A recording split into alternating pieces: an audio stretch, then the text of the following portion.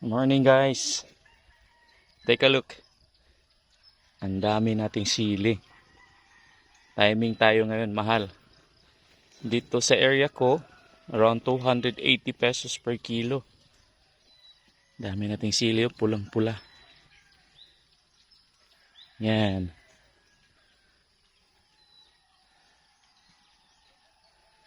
Parang Christmas tree. Sa dami. Timing tayo. Tinanim ko to last year. So, bumili talaga ako ng labuyo variety ng sili. Kaya malalaki sila. Oh. Yan, tinanim ko sila dito sa gulong. Now na timing tayo, sobrang mahal. Harvest natin para meron din tayong pang sustain dito sa farm.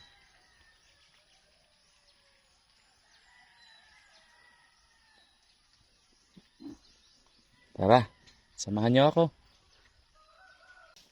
Ito na po guys. Ito po yung itsura ko pag nag-harvest ng natin, sili. So meron ako ditong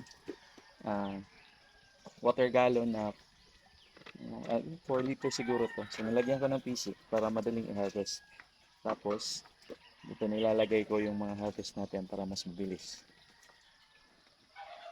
Tingnan niyo ako ha.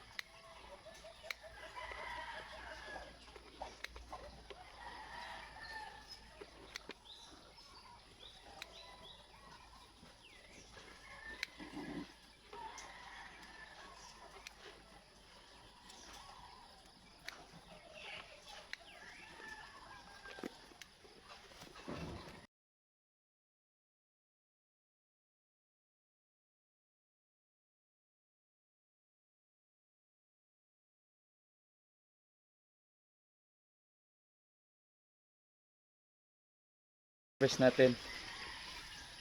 Daming sili no. Yan.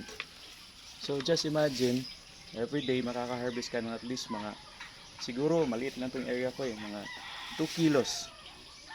So 2 kilos times 250, that's around 500 pesos per day.